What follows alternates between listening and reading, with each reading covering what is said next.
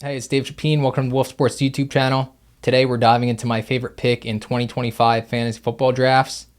We're going to reveal it as somewhat of a mystery as I go through insights from that player leading up to the 2025 season. I'm curious if you guys can guess who this player is. Let me know in the comments if you figure it out pretty quickly or when you figure it out.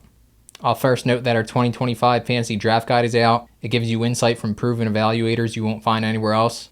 You can check that out in the link in the description. Now to the breakout player. You can argue last season was already a breakout. So now we're talking a next step forward to being a total fantasy force. First, he's a wide receiver.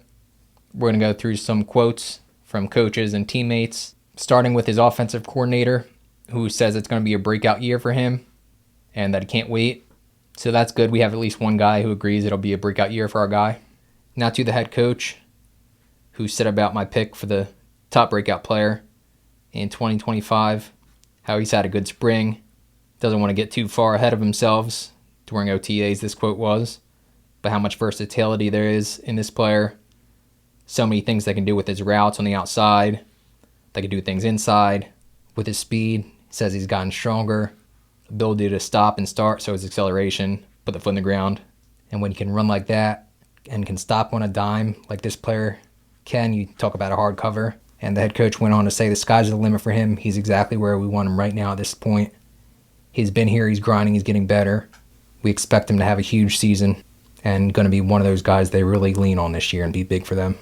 This head coach, he certainly has the backs of his players, but I still think it's notable how high he sounds on this guy. And next we'll go to his quarterback, who said this player has already made the next step.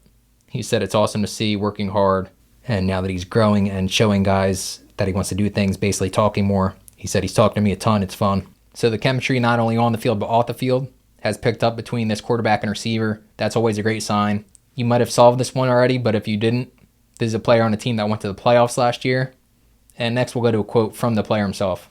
He says the offensive coordinator is letting him run more routes, and that he knew he could run more routes. Now he's putting in a position to run more routes, getting better with cuts and angles and how to run this route and that route. And he would say he's a more polished route runner this year. An expanded route tree, another positive sign for this breakout pick. Back to the head coach. Talked about the receiver's growth and development going into year 4. So we know the player's in year 4. And what you see is a much more polished player, more mature player. And now he's leading the young guys.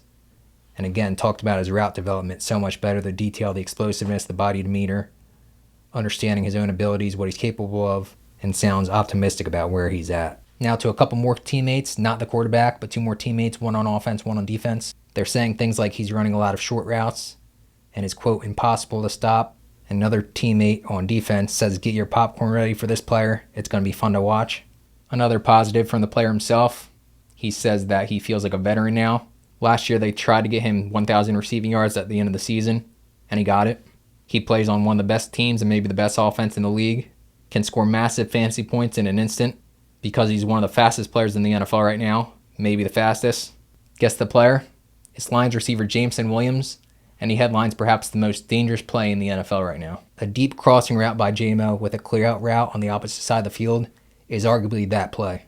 As you see here, even a great player like Devin Witherspoon for the Seahawks, when you have JMO running full speed and a quarterback like Jared Goff throwing it right between his numbers in stride, it's off to the races. That's tough to stop when it's against zone. Deep defenders simply don't have angles to stop him. And I love this angle here from the end zone view, showing how accurate Goff is hidden in stride.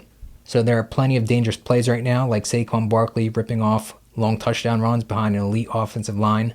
But JMO running a deep crossing route is the most dangerous play you don't hear about. And in fantasy football, that can be a dozen points in an instant, turning matchups.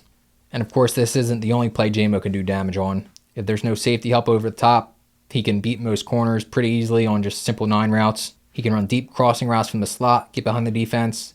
He showed great catch focus in traffic last season and gained the trust of his quarterback, which should only grow more. Can do more damage on short routes for more catch and run opportunities with his elite speed and rack up more receptions.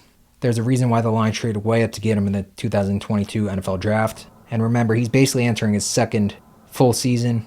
He's dealt with some stuff, some of his own making, suspension, came off the ACL from his final year at Alabama. Last season, Williams had 58 receptions on 91 targets If you add more volume, he could have those matchups landing big plays paired with a higher floor, potentially enough to take the next step into superstardom from both a real life and fantasy football perspective. Plus, my expectation is the Lions are going to be on a mission and put up some crooked big points this season, even without Ben Johnson there. And maybe him not being there even adds some fuel to the fire.